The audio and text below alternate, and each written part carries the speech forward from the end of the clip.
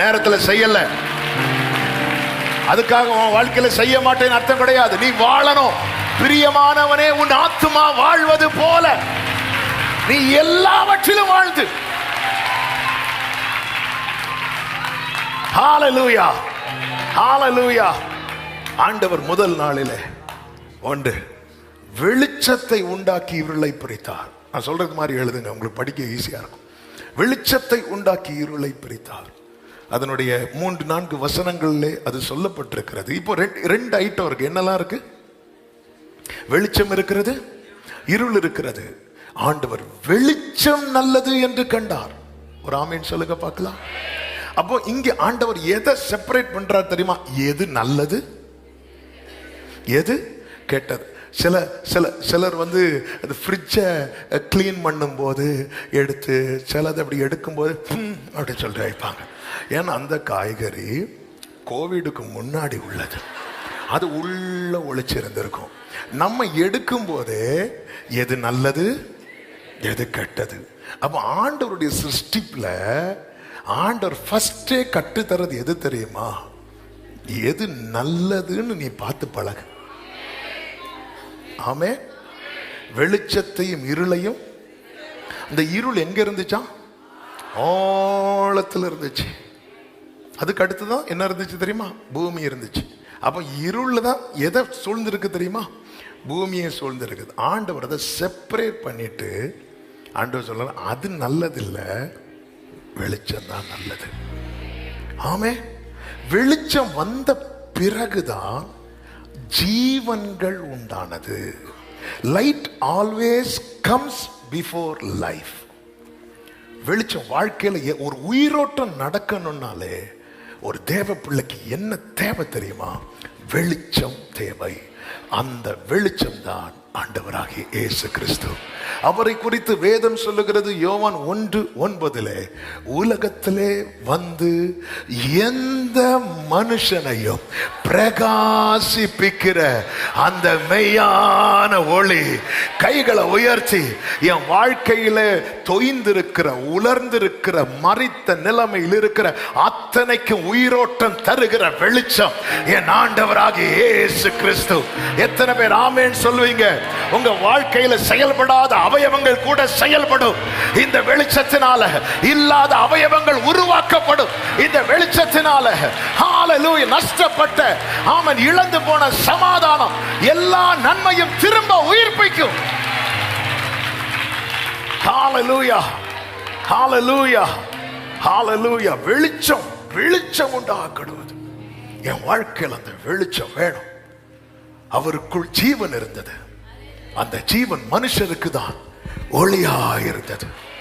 ஆமென். அந்த ஒளி இருளில் பிரகாசித்தது. இருளானது அதை பற்றி கொள்ளவில்லை. இன்னைக்கு வாழ்க்கையில ஆண்டவர் எதுவுமே தெரியல, ஒரு இருள் நிறைந்த என் வாழ்க்கையா இருக்கிறது.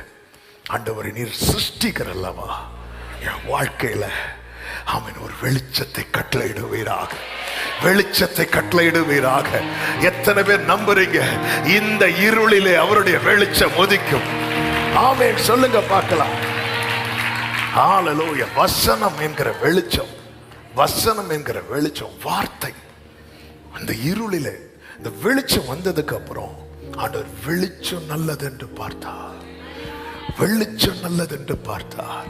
அப்போ என் வாழ்க்கை அவர் பார்வைக்கு நல்லதா இருக்கணும்னா என் வாழ்க்கை எப்படி இருக்கணும் தெரியுமா? பிரகாசமா இருக்கணும், பிரகாசமா இருக்கணும். இருளும் இருக்கிறது, வெளிச்சமும் இருக்கிறது.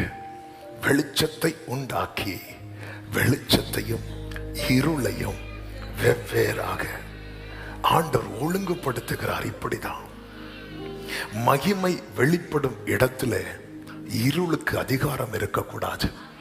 யார் யாரை மகிமைக்கு பாத்திரம்? 2 விதமான பாத்திரங்கள் வேதத்திலே சொல்லப்பட்டிருக்கிறது. கோபாக்கினையின் பாத்திரம் உண்டு, மகிமையின் பாத்திரம். எத்தனை பேர் நம்புறீங்க? என்னை தேவன் கோபாக்கினையின் பாத்திரமாய் அல்ல, மகிமையின் பாத்திரமாய் தெரிந்தெடுத்திருக்கிறார். அப்ப மகிமையின் பூமியில, பூமி முழுவதும் அவருடைய மகிமையால் நிறைந்திருப்பதாக. அப்போ மகிமைக்கென்று தெரிந்தெடுக்கப்பட்டதுக்கு மேல எதுக்கு அதிகாரம் இருக்கக்கூடாது? இருளுக்கு அதிகாரம் இருக்கக்கூடாது. ஹல்லேலூயா. அதனாலதான் மீகாவிலே சொல்லப்பட்டிருக்கிறது 7வது அதிகாரத்தில், என் சத்துருவே எனக்கு விரோதமாய் சந்தோஷப்படாதே, நான் விழுந்தாலும் எழுந்திருப்பேன். ஹல்லேலூயா. நான் இருளில் உட்கார்ந்தால் கர்த்தர் எனக்கு வெளிச்சமாய் இருப்பார். நான் விழுறதுக்கு காரணம் என்ன? நான் பாவம் செஞ்சேன்.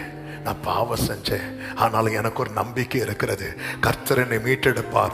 காரணம், கர்த்தர் என்னை தெரிந்தெடுத்ததே அவருடைய மகிமைக்கென்று. ஒரு பாட்டு உண்டல்லவா, தெரிந்தெடுத்தார்த்தம். இந்த பாட்டு தெரியுமா? ஆமென்,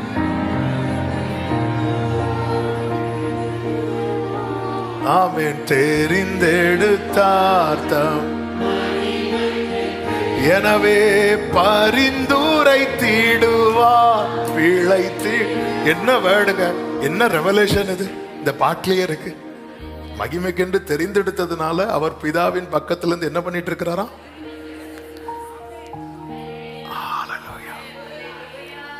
ரட்சிப்பினா தேவாசீர்வாதம் பெருகிடுதே. பெருகட்டும், கர்த்தர் உங்களை ஆசீர்வதிப்பார். ஆமென், ஹல்லேலூயா. ரட்சிப்பின் அப்படி அந்த லைன் தானே வரும். ஆமே, தெரிந்தெடுத்தார்த்தம், ஆமென். பரிந்துரை தீடுவார் பிழை தீடுவோம்.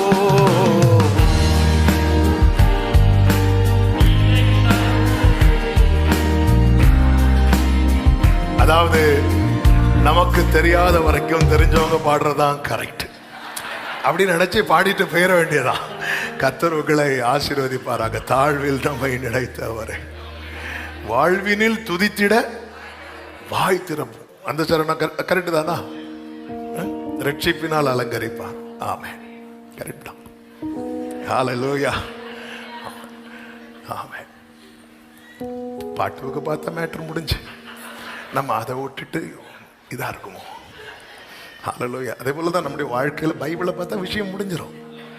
அதை விட்டு சொப்பனத்தை காட்டும். ஆண்டவரே காட்டலைன்னா நான் உருளைக்கிழங்கு சாப்பிடுவேன். தொல்லையின் திரட்சினால என்ன வருமா? சொப்பனை வரும்.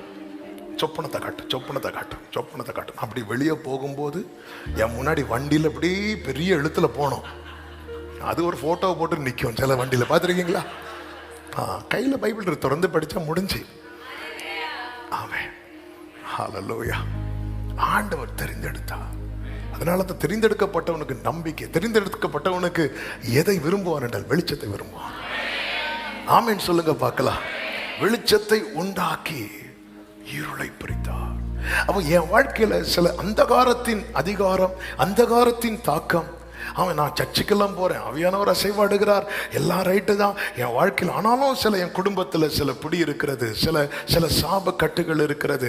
எங்க தாத்தா இதே பிரச்சனையை சந்தித்தார், எங்க அப்பா இதே பிரச்சனையை சந்திக்கிறாங்க. இன்னைக்கு நானும் இதே பிரச்சனை, நாளைக்கு என் தலைமுறையும் இதே பிரச்சனையை சந்திக்க கூடாதுன்னா இந்த இருளுக்கு என் கூடாரத்தின் மேல இனி அதிகாரம் இருக்கக்கூடாது. அப்படிப்பட்டவங்க எதற்கு காத்திருப்பார்கள் தெரியுமா? வெளிச்சத்துக்கு காத்திருப்பார்கள். வெளிச்சத்துக்கு காத்திருப்பார்கள். என் ஆண்டவர் வெளிச்சம் உண்டாக கடவுது என்றார். Glory. ஆமென் சொல்லுங்க பார்க்கலாம். ஆண்டவர் ஃபர்ஸ்ட் கிரியேட் பண்றது லைட். என் ஆண்டவருடைய அவர் எதுக்கு அப்பா, நம்ம அப்பான்னு கூப்பிடுறோம், ஆனா இன்னொன்றுக்கும் அப்பான்னு சொல்லப்பட்டிருக்கிறது. எதுக்கு தெரியுமா? நன்மையான எந்த ஈவும் பூரணமான எந்த வரமும் பரத்திலிருந்து உண்டாகி ஜோதி ஜோதி ஜோதி அப்படின்னா என்ன தெரியுமா? லைட். ஜோதிகளின் பிதா, ஃபாதர் ஆஃப் லைட்ஸ். அப்ப என் வாழ்க்கைக்கு என்ன வெளிச்சம் தேவை என்பது என்னை சிருஷ்டித்தவருக்கு தெரியும். அப்ப ஒரு இருளின் அதிகாரத்தில் இருக்கிறவன் தேவனுடைய சிருஷ்டிப்பின் கிரியை நடக்க காத்திருப்பான். அதுதான் என் சத்துருவை எனக்கு விரோதமாய் சந்தோஷப்படாது. நான் இருளில் உட்கார்ந்திருந்தாலும். ஆமென். எத்தனை பேர் நம்புறீங்க? இருளின் அதிகாரத்துக்கு முற்றுப்புள்ளி. இருளின் அதிகாரத்துக்கு முற்றுப்புள்ளி. உன் குடும்பத்தின் மேல, உன் தலைமுறை மேல, உன் சந்ததி மேல இருக்கிற இருளின் அதிகாரத்துக்கு முற்றுப்புள்ளி.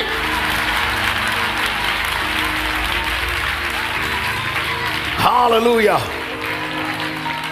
ஆண்டவர் வெளிச்சத்தையும் இருளையும் வெவ்வேறாக பிரித்தார். ஹல்லேலூயா, ஹல்லேலூயா. வெளிச்சத்தை உண்டாக்கி இருளை பிரித்தார். இரண்டாவதாக ஆமென் 6-8 வசனங்கள்ல நீங்க பார்க்கும்போது ஆகாய விரிவை உண்டாக்குகிறதை பார்க்க முடியும். ஏன் அப்படின்னா பூமி ஃபுல்லா எப்படி இருக்குது? ஜலம். ஜலம் ஜலம்னா என்னது? தண்ணி, ஃபுல் தண்ணி. இந்த தண்ணியை அப்படியே செப்பரேட் பண்றார். ஃபர்ஸ்ட் எதை செப்பரேட் பண்றார் தெரியுமா? வெளிச்சத்தையும். ஃபர்ஸ்ட் வெளிச்சம் இல்லை, வெளிச்சத்தை உண்டாக்கி இருளை கொண்டு போனார். வெளிச்சத்தை இருளையும். வெளிச்சம் வந்ததுனால எதுக்கு இடம் இல்லாம போச்சு? இருளுக்கு இடம் இல்லாம போச்சு. அவ்வளவுதான். ஒரு பெருக்கம் வரும்போது இடம் என்ன? நம்ம ஏன் இன்னொரு இடத்தை பார்க்க போறோம்? நமக்கு என்ன இல்லை? இப்ப இடம் இல்லை. அப்ப ஒண்ணு உண்டாகும் போது இடம் இல்லாம போகுது.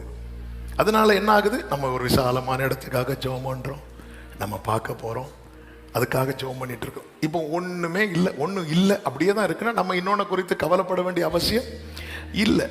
இப்போ பாருங்க, ஆனா ஜலம் அப்படிங்கிறது ஜலத்தை செப்பரேட் பண்றதுக்காகவே ஆகாய விரிவை உண்டு பண்ணினார். ஆகாய விரிவுக்கு என்ன பேர் வச்சா தெரியுமா? வானம் என்று பேர். வானங்கள் இருக்கிறது, அதான் ஆதியிலே தேவன் வானங்களையும், அதனுடைய சரியான மொழிபெயர்ப்பு என்னென்றால் வானங்களையும் பூமியையும் சிருஷ்டித்தார் தான் இருக்கும். வானங்களை, வானங்களை. அப்ப இந்த ஒரு ஆகாய விரிவுக்கு என்ன பேர்? வானம் என்று இருக்கிறது. இந்த வானம் எதுக்கு உண்டாக்கினார் அப்படின்னா 7வது வசனத்தை பாருங்கள். ஆகாய விரிவை உண்டு பண்ணி ஆகாய விரிவுக்கு கீழே இருக்கிற ஜலத்துக்கும் மேலே இருக்கிற ஜலத்துக்கும். அப்ப தண்ணியை எப்படி ஆக்கிட்டார் அப்படின்னா, தண்ணி அப்படி கொஞ்சம் தண்ணி எங்க தூக்கிட்டு போயிட்டார் தெரியுமா? அப்படி மேல தூக்கிட்டு போயிட்டார். கொஞ்சம் பேர் பால்கனிக்கு போங்க, அப்பதான் இடம் உண்டாகும். கொஞ்சம் தண்ணி அப்படியே இடையில அப்படியே வந்தார். இப்படி ஒரு பெட், ஒரு ஸ்ப்ரெட் ஷீட் அப்படியே விரிச்சிட்டு, இதுக்கு பேர